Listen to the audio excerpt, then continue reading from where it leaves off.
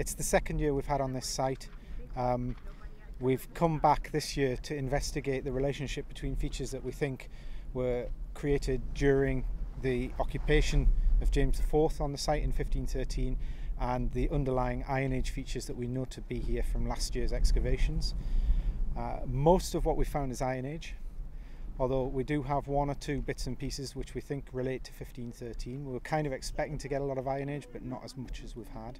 We've got the cobbled surfaces again in Trench 10, which we saw last year in the long trench coming down the hill, and a really difficult group of ditches to untangle, which we think we've now untangled across in Trench 9. Behind me there is another bite out of the pit alignment that we saw last year.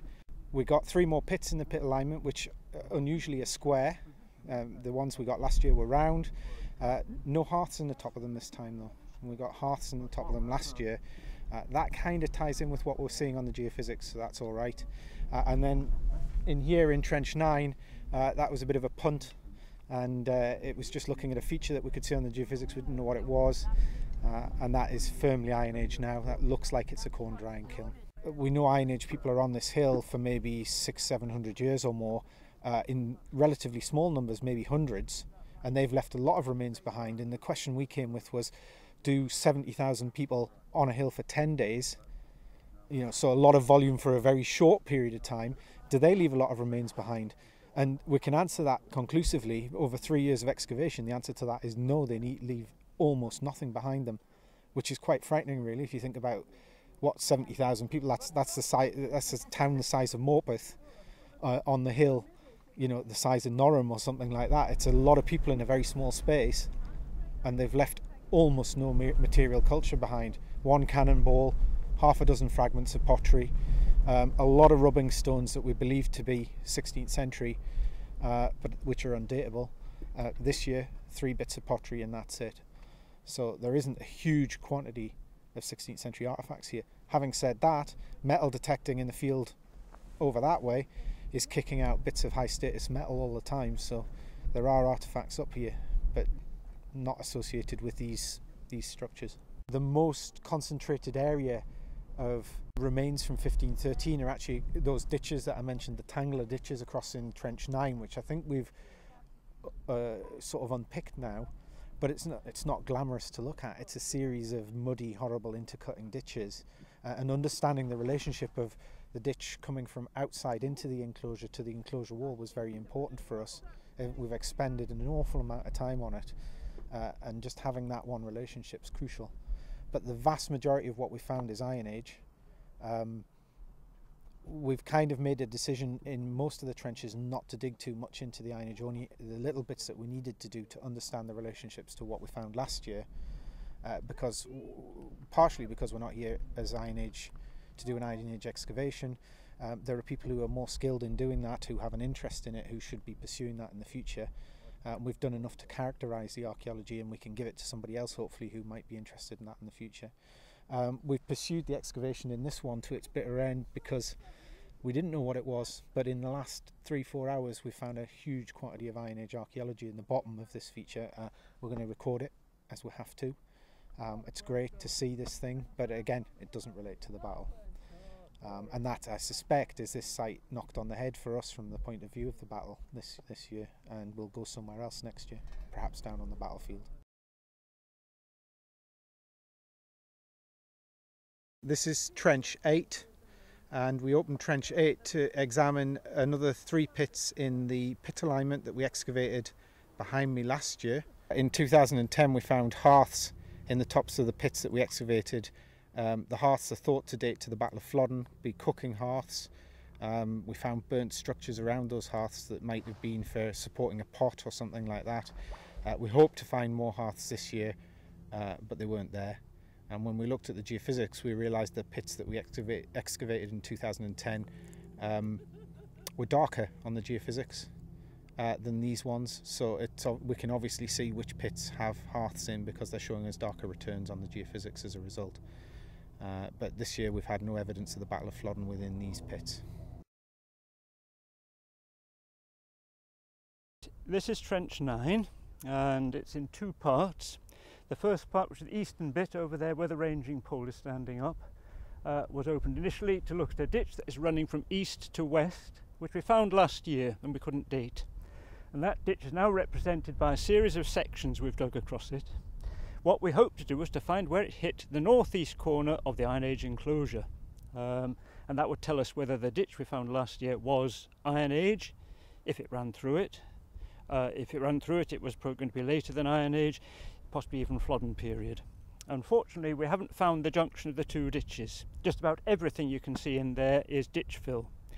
The only thing we can definitely say is there appears to be a recut of the northern part of the enclosure ditch, and that is represented by a very faint edge that runs round under the planning frame, comes back along the section edge near the yellow tape and under unexcavated material towards us. That is a recut, and it's cutting everything out. We don't know what date it is, who knows, could even be Flodden.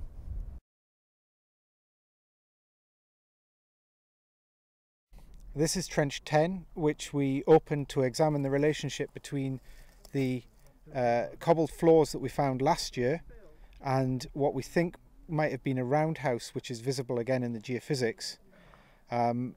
We found an enormous amount of stone structure in here at various levels, which really slowed us down. A lot of Iron Age pottery, fragments of Romano-British glass bangle. So it's been quite tricky in here, but latterly, in the last 2 or 3 days, we have actually established the presence of the cobbled surfaces and the revetting wall that separates the upper cobbled surface and the lower cobbled surface.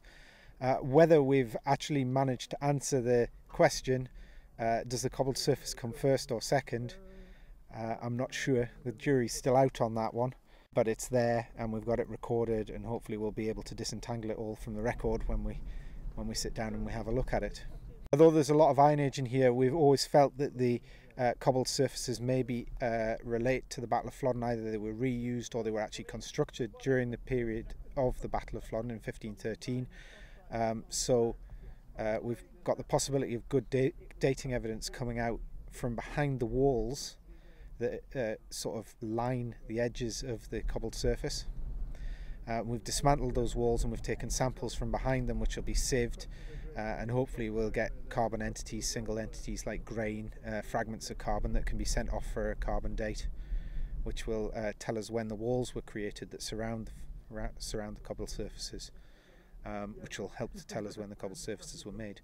We know the cobbled surfaces were used during the Battle of Flodden because last year we found a cannonball on one of the cobbled surfaces, but this year we've only had 2 very small fragments of 16th century pottery or potentially medieval pottery.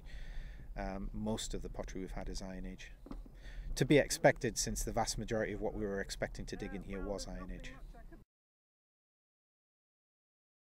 When we opened this trench up here, I mean, it looks most unpromising in this field, doesn't it? With which is just flat, but that's flattened by the plough. But the dig director, Chris Burgess, had plenty evidence from the geophysics that there was a large anomaly in this part of the field, with looked like could be an entrance behind me, which led into it. So potentially we're looking for evidence from the Scots Army from 1513. But as things have worked out, we've found really nothing of the Scots in this, and that all the evidence we've got is Iron Age. I suppose for the first 12 days we weren't really getting very far because we were being cautious, which I think one has to be. It's not a bad thing to be cautious.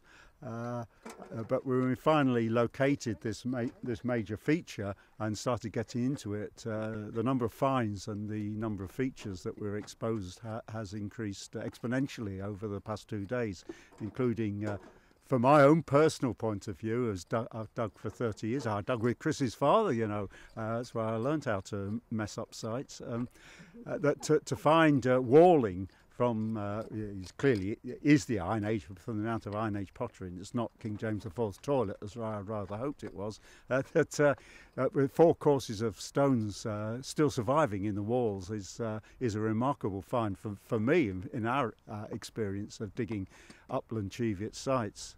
I don't know, this is upland, it's high enough in this wind. And then this extra feature of a flue or a drain running around the inside, which seems to be well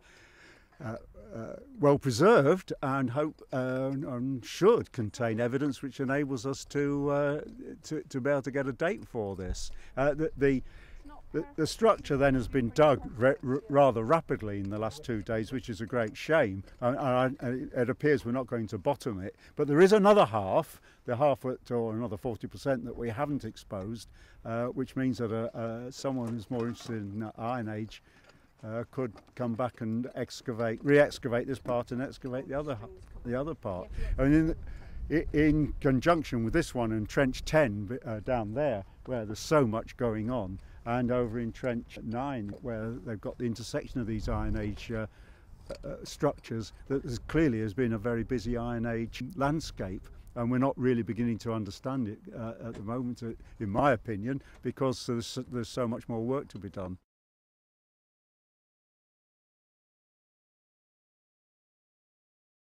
So next year we're hoping to excavate body pits or body disposal pits down on the battlefield.